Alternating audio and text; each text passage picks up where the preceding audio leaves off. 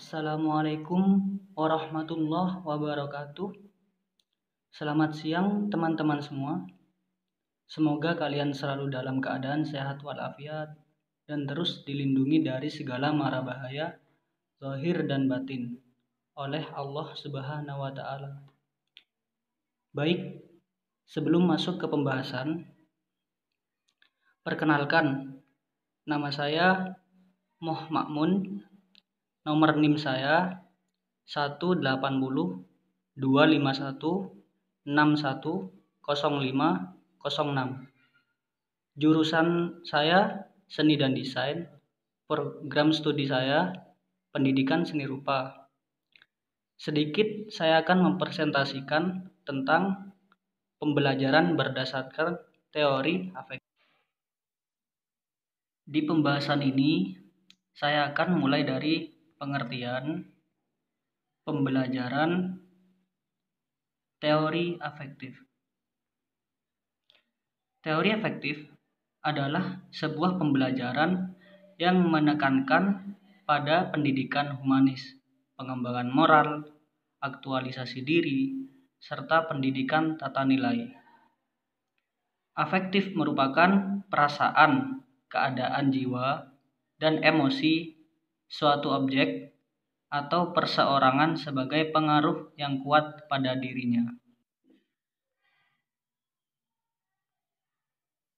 Pembelajaran teori afektif bisa juga disebut sebagai pembelajaran afektif suatu hal yang sangat penting dalam meningkatkan mutu pendidikan, karena aspek pembelajaran afektif berbicara tentang kecerdasan emosional siswa yang akan mengimbangi aspek kognitifnya atau kecerdasan intelektual siswa, sehingga siswa diharapkan mampu memanfaatkan pengetahuan dan pembelajaran yang didapatkan dengan baik dalam kehidupannya dan meningkatkan minat siswa terhadap pendidikan.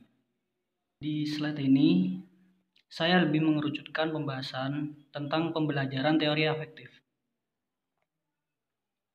yaitu pembelajaran teori afektif di bidang pendidikan. Pembelajaran afektif selalu berkaitan dengan perasaan siswa, kecerdasan emosional siswa saat melakukan pembelajaran, sehingga aspek ini sangat menentukan keberhasilan belajar peserta didik. Adapun pendapat menurut Anderson dalam Widyaningrum dan Wijayanti 2017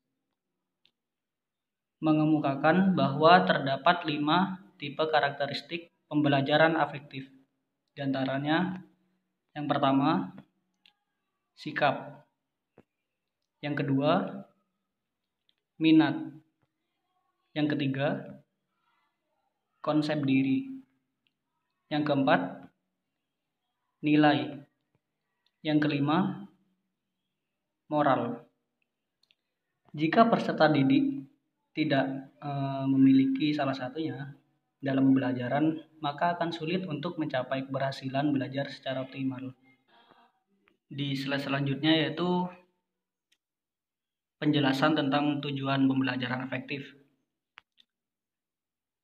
Untuk membentuk sikap yang baru, berorientasi pada penanaman nilai-nilai karakter pada setiap individu yang mempengaruhi perasaan atau emosi positif siswa. Aspek-aspek afektif seperti sikap, minat, dan nilai-nilai dalam diri siswa menjadi variabel penting karena dapat mempengaruhi perilaku siswa di masa depan. Jadi, di pembelajaran teori afektif ini adapun strategi pembelajarannya. Saya mendapatkan rujukan dari Hamruni dalam Alifah 2019. Kriterianya ada 2. Yang satunya itu pola pembiasaan. Yang pertama ini pola pembiasaan itu adalah strategi belajar yang menekankan pada konsistensi respon siswa terhadap sesuatu yang diharapkan memberikan motivasi kepada siswa. Yang kedua itu pola percontohan. Jadi proses peniruan tingkah laku atau sikap itu terhadap sesuatu yang ditiru atau bisa disebut percontohan yang dilakukan berdasarkan keinginan anak untuk melakukan peniruan atau bisa disebut sebagai imitasi. Di slide selanjutnya, adapun penerapan teori afektif. Dalam tindakan kelas, bahwa seorang guru harus memberikan materi dengan baik dan memberikan penguatan atau apresiasi pada siswa, sehingga adanya tanggapan positif dari siswa dan lingkungan kelas akan mempengaruhi perilaku siswa lainnya dan secara tidak langsung dapat meningkatkan minat atau motivasi pada siswa untuk belajar. Nah, untuk pembahasan yang selanjutnya itu masih tetap di penerapan teori afektif. Di penerapan teori afektif ini adapun model-model pengajarannya untuk membentuk sikap afektif.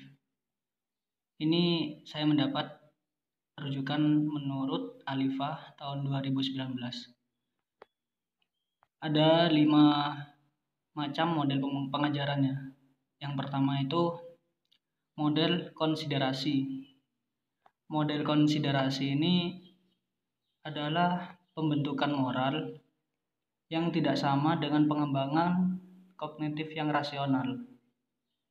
Jadi pembelajaran moralnya itu membentuk kepribadian bukan untuk pengembangan intelektual.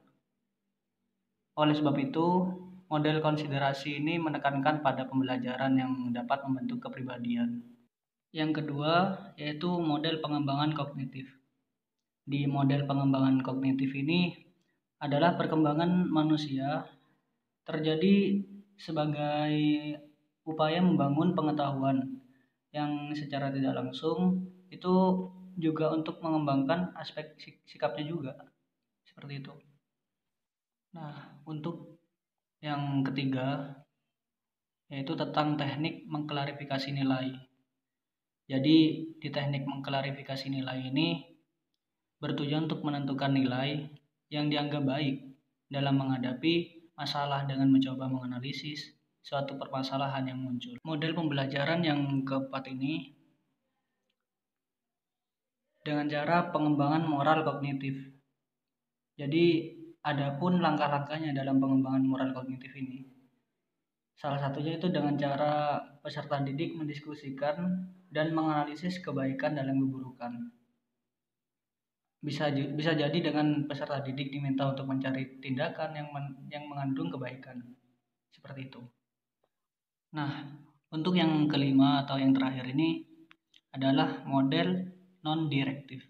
Yang dimaksud dengan model non-direktif itu sendiri adalah bertujuan untuk perkembangan sikap kepribadian siswa dalam situasi primitif dan kondusif ini. Adapun langkah-langkahnya dalam pengembangan model non-direktif ini, yaitu bisa jadi dengan cara pengungkapan, terus pengembangan pemahaman, dan perencanaan dalam penentuan sikap, ataupun bisa jadi dengan cara lain juga, seperti menciptakan sesuatu yang baru melalui ekspresi yang bebas, seperti itu. Terima kasih. Mohon maaf apabila banyak salah kata dalam pembahasan di presentasi ini di siang hari ini. Sekian. Wassalamualaikum warahmatullahi wabarakatuh.